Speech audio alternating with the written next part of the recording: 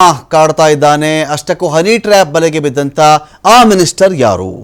ರಾಜಕೀಯದಲ್ಲಿ ಸಂಚಲನ ಮೂಡಿಸ್ತಾ ಇದೆ ಹನಿ ಟ್ರ್ಯಾಪ್ನ ಸ್ಟೋರಿ.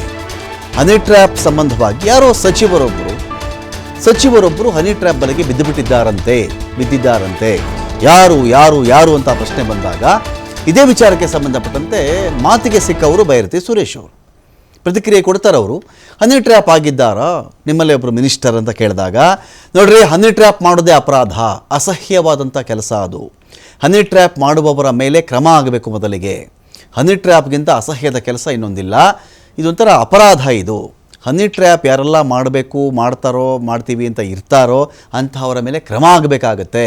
ನನ್ನ ಪ್ರಕಾರ ಯಾವ ಪ್ರಭಾವಿಗಳು ಇದರಲ್ಲಿ ಇಲ್ಲ, ಯಾವುದೇ ಪ್ರಭಾವಿ ಇದರ ಹಿಂದೆ ಇಲ್ಲ. ಅಂತಹವರನ್ನು ಪೊಲೀಸರು ನೋಡ್ಕೊಳ್ತಾರೆ, ಕಾಯ್ತಾ ಇರಿ ಅಂಥೇಳಿ ವಿಧಾನಸೌಧದಲ್ಲಿ ಸಚಿವ ಬೈರತಿ ಸುರೇಶ್ ಹೇಳಿಕೆಯನ್ನು ಕೊಟ್ಟಿದ್ದಾರೆ.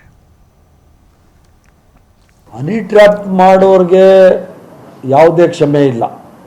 ಹನಿ ಟ್ರ್ಯಾಪ್ ಯಾರು ಮಾಡ್ತಾರೆ ಅವ್ರಿಗೆಲ್ಲನೂ ಕಾನೂನು ಇದೆ, ಕಟ್ಲೆ ಇದೆ. ಆ ಕಾನೂನಿನ ಪ್ರಕಾರ ಅವ್ರನ್ನೆಲ್ಲರೂ ಒಳಗಡೆ ಹಾಕ್ಬೇಕಷ್ಟೇ. ಹನಿ ಟ್ರ್ಯಾಪ್ ಅನ್ನೋದೇ it's A most dangerous thing. ಅದರಷ್ಟು ಅಸಹ್ಯವಾದ ಕೆಲಸ ಯಾವುದೂ ಇಲ್ಲ. ಯಾವುದೇ ವ್ಯಕ್ತಿ ಹನಿ ಟ್ರ್ಯಾಪ್ ಮಾಡೋನಾಗಿದ್ದರೆ ಅಥವಾ ಲೇಡಿ ಆಗಿದ್ದರೆ ಅವ್ರನ್ನ ಕಾನೂನು ಪ್ರಕಾರ ಕ್ರಮ ತಗೊಂಡು ಅವ್ರನ್ನ ಒಳಗಡೆ ಹಾಕ್ತಾರೆ, ಜೈಲಿಗೆ ಹಾಕ್ತಾರೆ. ಅದು ಪೊಲೀಸರು ವಿಚಾರಣೆ ಮಾಡ್ತಾರೆ. ಹಂಗೇನೇ ಇದ್ರೆ ನನಗೆ ಗೊತ್ತಿಲ್ಲ ಅದ್ರ ಬಗ್ಗೆ.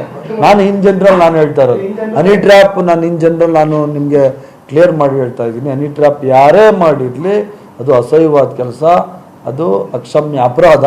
ಅವ್ರನ್ನ ಒಳಗಡೆ ಹಾಕ್ತಾರೆ. Honey trap